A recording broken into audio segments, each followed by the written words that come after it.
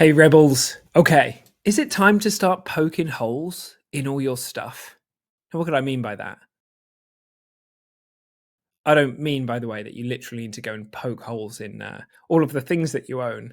But when it comes to our mental stuff, I think poking holes in it is a really, really powerful thing. And yeah, I found it a very powerful metaphor and a helpful metaphor for how to relate to stuff.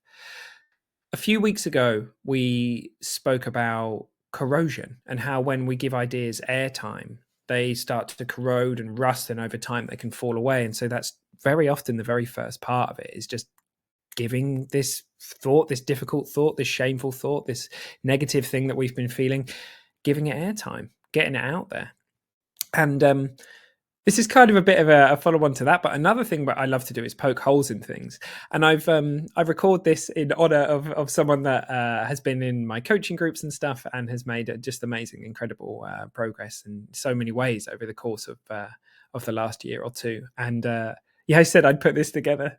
So poking holes is basically, questioning it. Is it really how you see it? Perhaps you have a story that's running, and you can see that it's causing you difficulty, it's causing you pain, right? Now, in order for many people will be very aware of thought work, where you kind of dive into the story and change pieces of it or shift your beliefs and all this kind of stuff that's very common in the personal development world. Well, Sid Banks, what he used to say was, that's not going to be, it's not the ultimate help. That, sure, you can play around with ideas and thinking in your head a little bit, but it's having an understanding of the nature of thought, having an understanding that you're in a story, that's going to be the biggest thing.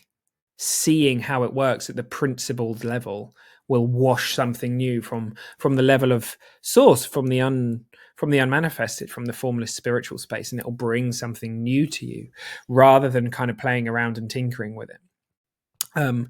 So the way I kind of look at this is, if you poke holes into something, which is like, is it really like that? Is that true?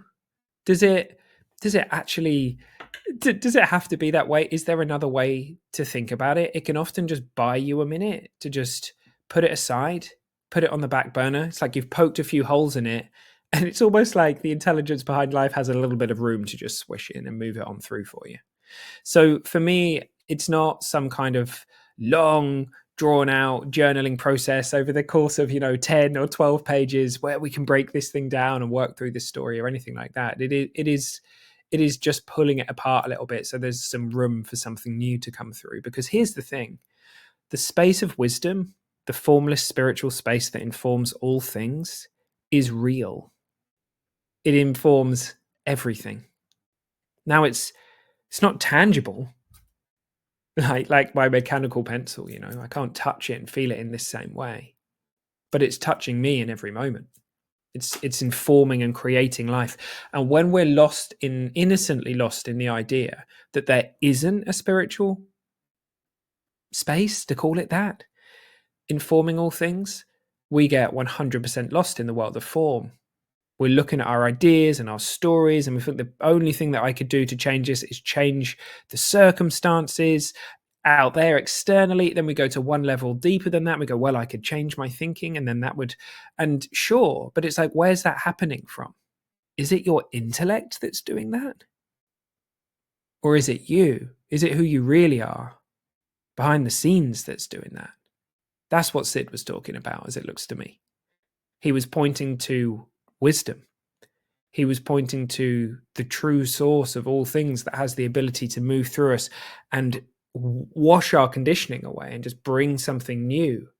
And we don't have to take any of it with us. It's such a relief to know that. It's such a relief to know that. Maybe there's a part of us that's like, oh, Sam, no. There's a whole bunch of ideas and thinking and stuff I've developed over years, and it's very helpful, and I have to take that with me. But do you? Like, what are you afraid is going to happen if you let that go? Can you poke some holes in that? Yeah. What if it didn't have to be like that? What if you were supported by life? What if there were a source of wisdom that had your back all the time? What if that's who you really are? What if it was going to deliver the goods when it needed to deliver them, not before, not after, but bang on time, right on time? Yeah. So poke some holes in some of your ideas and see what happens. I'll see you soon.